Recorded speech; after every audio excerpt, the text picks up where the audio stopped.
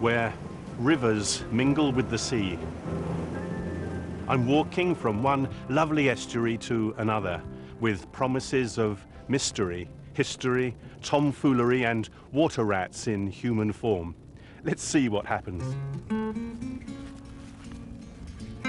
Noble on its crag, the castle of Llansteffan, standing sentinel above the sandbanks of the Towie, sequined in the bright slanting light of morning. Out there, the Alma Bank. Years ago, rivalry between coracle men and other fishermen exploded into violence. They still talk locally of the Battle of Alma Bank. The real Battle of Alma, of course, was in 1854 during the Crimea War. So one supposes it must have been about that time when a massive collection, apparently, of ferry-side seine netsmen and coracle men, supported on both sides by their wives.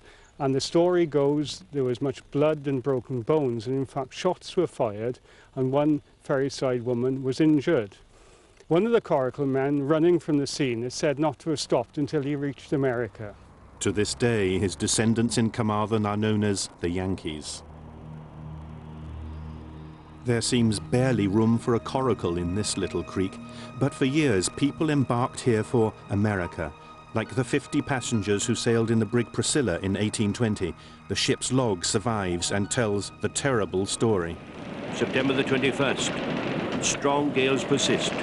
Mainmast carried away overboard. September the 23rd. 41 days at sea. Gales continued. October the 17th.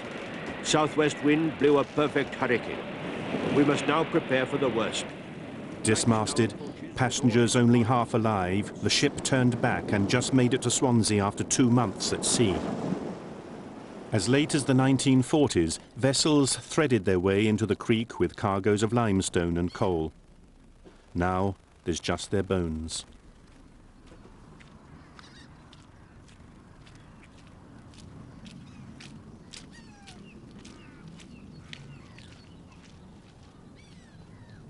And here's an old drifter, all washed up, mysterious alien from the underworld. The cottages of Llansteffan wear fresh, bright shirts to have their pictures painted. In its heyday, it was a jolly Welsh costa. Miners' families flocked in from the Rhondda, escape from the sunless pits, 10 bob a week and bring your own food. Sandcastles, shrimping, buckets and spades, and the fun included serious nonsense, the mock election for mayor. People here still talk of a famous election for mayor in the 1930s. One of the leading contenders promised in his manifesto weather forecasts for shoemakers, and his opponent pledged to stock the bay with mermaids to attract more bachelors into the town. In the end, they were both defeated by a woman who, if she was not a mermaid, was the next best thing. The longest-serving mock mayor is Des Cridland, a cattle drover from Carmarthen. He surveys his domain from his official carriage. In the race for mock mayor, election meetings are crowded and no doubt there's mock bribery. On the hustings, voters give their opinion of unpopular policies. His campaign is wobbly, and getting the women's vote can be demanding work. And the funny thing, I don't know, I always come out in the end, the top in the end, because of, they always, what they call it, they so-and-so is here and me, and then with that, then of course the last vote comes in from Particle to go near, and the telephone going up here. Oh, it's a vote from Mr. Cridland, come from Patagonia, and so and so. It looks as if the mayor might lose his chain of office this time, until at the last moment, the Patagonian vote arrives in person. And this clinches it. The family values candidate has been doing well until his sins catch up with him.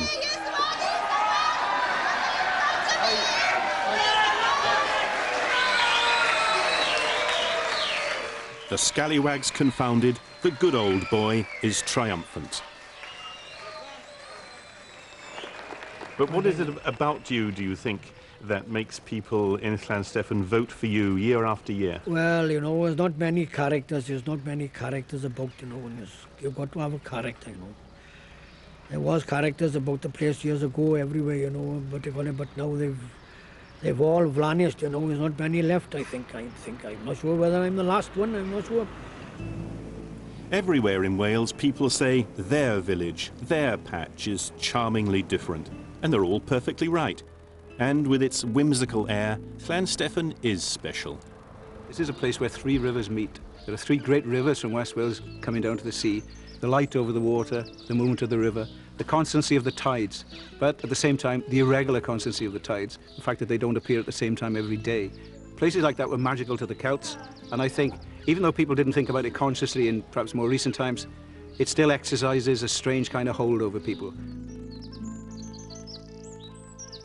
Plas Llansteffan, home of Sir John Williams, Queen Victoria's doctor and founder of the National Library of Wales.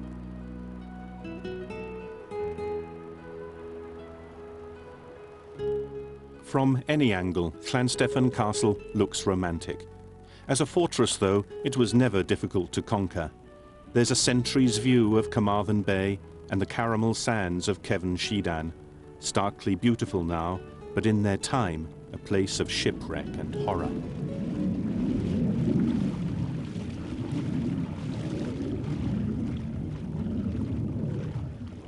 Bill Hill is perhaps the last of a tribe. He's the holder of the only fishing net licence this side of the Towie River. Fish and shellfish were once abundant in the estuary. Plenty for the birds, plenty for the people. Not so long ago, 100 coracles fished the river. Now, only a few of them survive. Nothing at all. It's been a very, very poor year. This is primarily for salmon and suin. And they're definitely in a terrible decline at the moment here. What are the methods you use for fishing in the estuary? Well, this is seine netting with a boat where you go around in a half circle. The only other legal way is to use a stake net, which is really for flatfish, but you do get a few mullet and bass.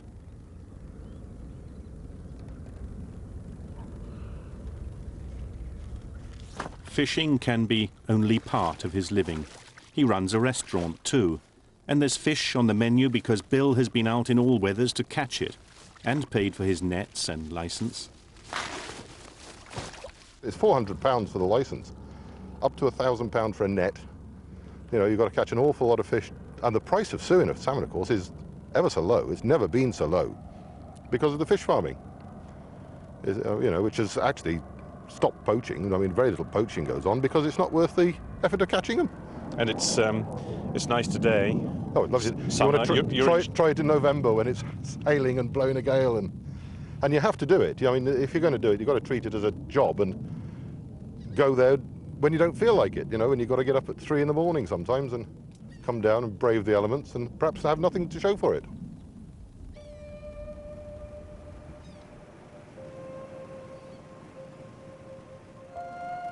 When the tide's out, there's a good walk on the sands around Castle Hill, but I chose the cliff path. In the distance, Gower and the Worm's Head, the view from the house that Richard Burton and Elizabeth Taylor once considered as their Welsh dacha.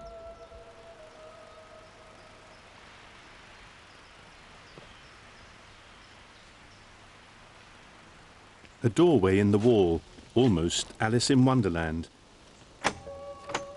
It leads me to St. Anthony's Well, an unexpected gem, as if carved from jade. Old Anthony strongly influenced the early Celtic church.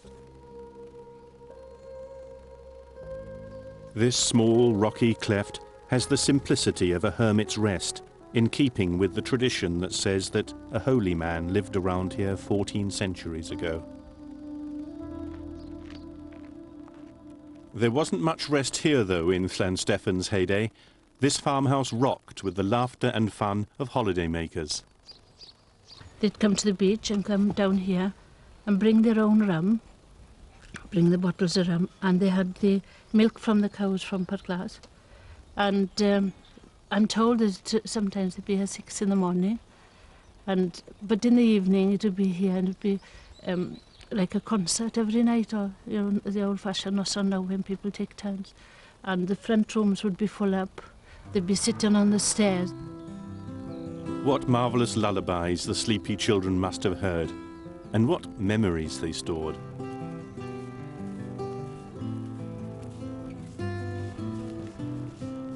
From the top of the ridge, I see the pathway coiling down to the estuary of the Taf.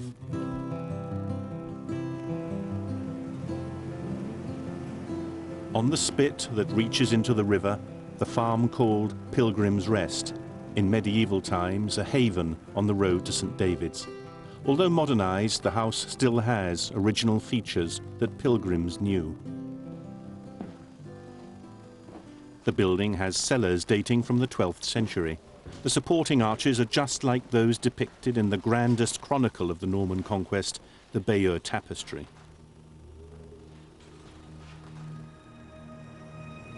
Over the stream lie the ruins of the pilgrim church at Llansteffan and Llanddowror.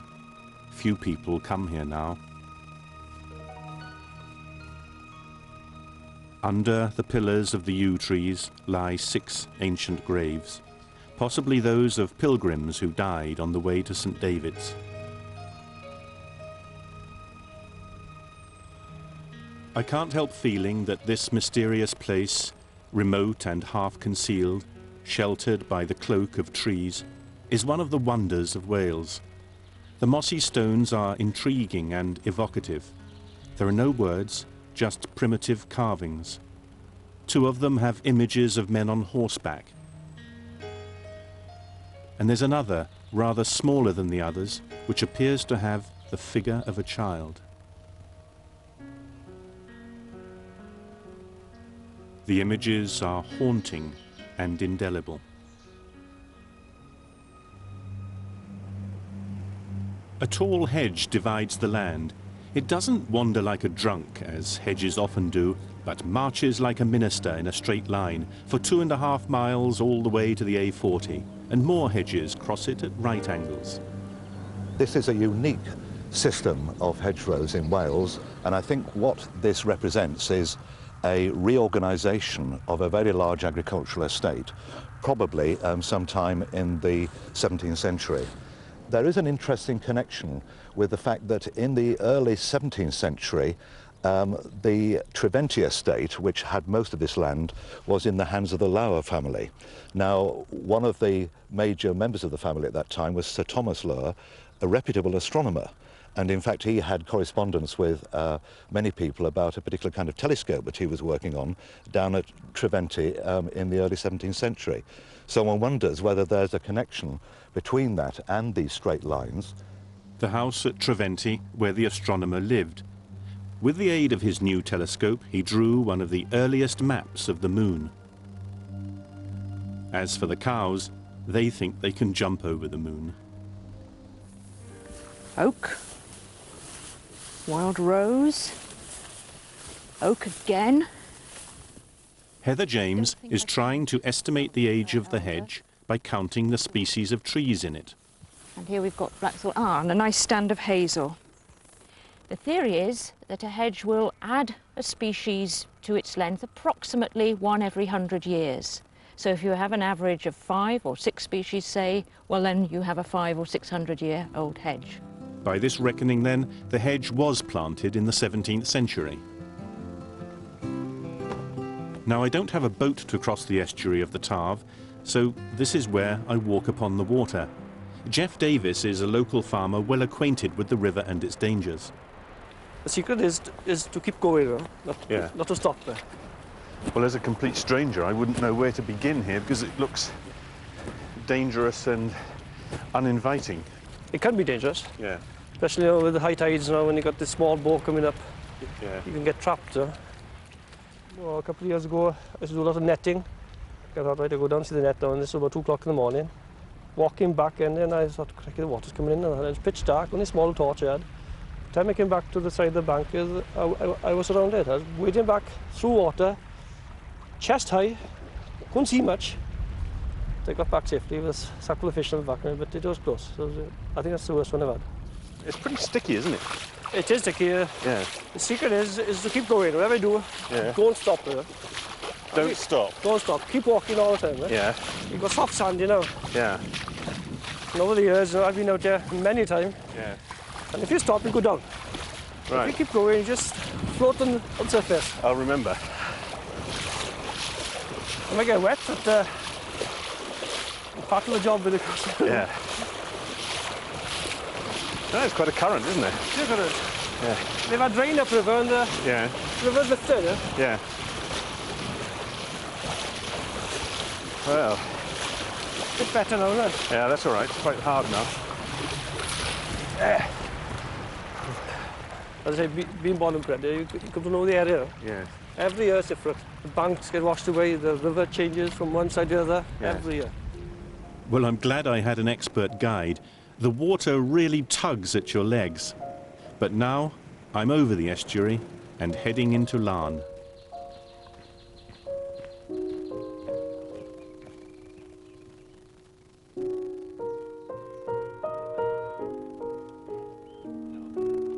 From Cliff Walk, there's a view of the most famous building in town, Dylan Thomas's boathouse. It's like walking into a postcard. This simple shed was the anvil of his words, where he created under milk wood. On the floor lie pieces of screwed-up paper on which were written verses declared unfit for active service. Dylan Thomas spent the last 4 years of his life in the boathouse. He said he loved Laugharne more than anywhere in Wales, though he was troubled by gout and the inland revenue.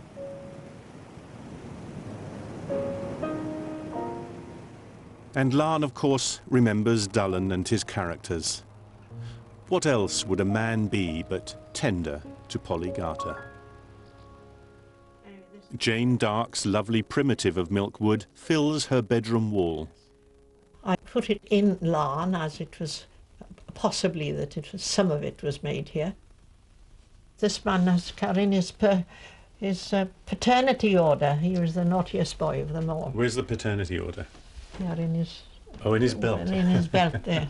And then this man here was Sinbad the sailor, and he was in love with this miss from, I think, Vanry Price, I think her name was. And we had a lady that he was fancying always, and she was one of those that was very, very nervous with her hand, you see.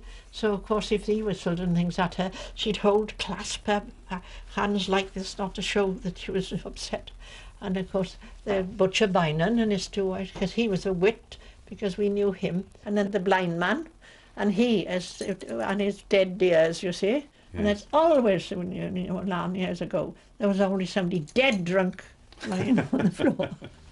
Jane has busy fingers. Her cottage is crammed with her own artwork made with seashells and pebbles, and buttons and beads.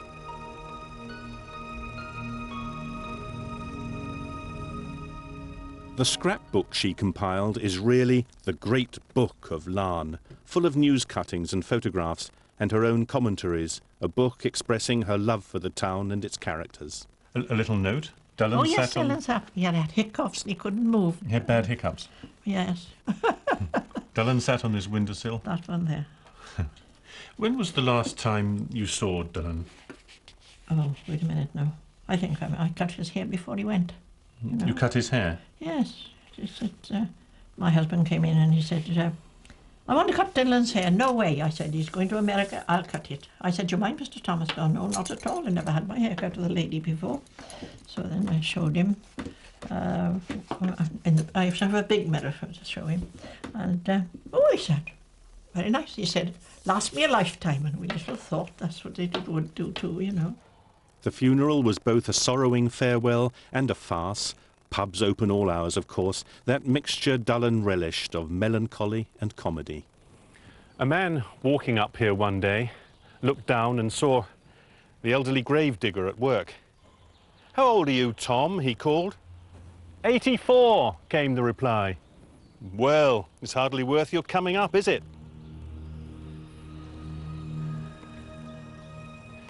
If you believe the local story, and I certainly do, this was once owned by a man in the tobacco trade in Bristol, and he gave the sweet name of his cottage to a cigarette puffed by millions.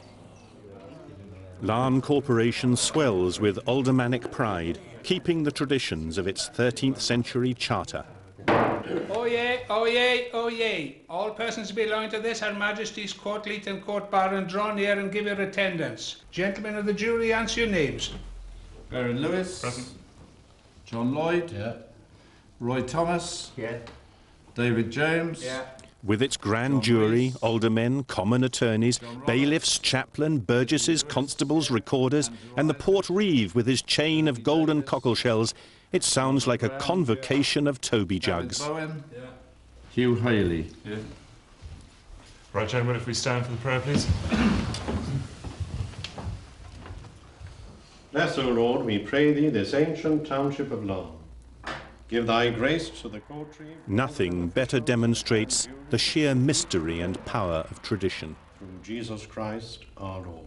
Amen. The ceremonial is a symbol of continuity amid change, a thread running from the past to the future, something our ancestors knew and our descendants will know. Some of the words sound a bit like a script from a King Arthur epic made in Hollywood. After the initial appointment of Fiofis, any Fiofis leaving the Estates Committee through death, resignation or any other reason shall be replaced by the next senior Fiofi on the roll of Fiofis. The 9 Fiofis initially appointed to the Estates Committee shall include 4 Fiofis and power to sign the deed of Fiofament. The deed of Fiofament.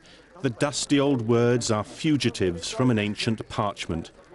And tradition demands that every 3 years the Port Reeve leads a walk around the corporation boundaries, with food and drinks laid on for the 400 people who go with him. And on his election night, the Port Reeve has to visit every pub in town and buy drinks all round. Long live tradition. What is it, gentlemen? How are you? Not so bad. What is his alderman? For all the expense, there's never a shortage of volunteers for the job. Out of charming, funny old Laugharne, away from its magnetic spell, I skirt the bottom of St. John's Hill and make my way along the edge of the mudflats. Here's the Salt House, home of the Stevens family. The footpath used to cross almost over their doormat, and then they helped the council build a footpath bypass and put up their own commemorative plaque. If Lord McAlpine can have a plaque to his name, I'm sure the Stevens family can have the same. Quite right. Ahead of me rises the quarried remnant of Coigan Hill, in Roman times the hideout of Welsh forgers. The hill was occupied in the Roman period, and under one of the huts was a small pit, and in that pit were something like 300 coins, counterfeit coins and some official coins. The forgers melted down the large Roman coins, making 2 from each one, an early example of double your money. We're a fairly isolated location here, well away from Roman Carmarthen, which is where the nearest officials and authority was, and they could quite happily get on with the job here. It's a very steep-sided site, and no doubt you could spot anybody approaching and get rid of the incriminated evidence fairly quickly. Strange to think of the might of the Roman Empire being subverted from this corner of Wales. The final furlongs over the hill down to the village of Llanddowror. The people have gathered there for the unveiling of a storyboard telling the village's history. Wonderful pleasure to open this heritage plaque, which is full of information about our beloved village. The village hero is Griffith Jones, whose travelling schools in the 18th century helped form a strong defence of the culture of Wales. It's partly history and pride that's brought the people out, but I think they're also here for a good gossip. A village in Wales, laughter, a soft summer evening. What better way to end?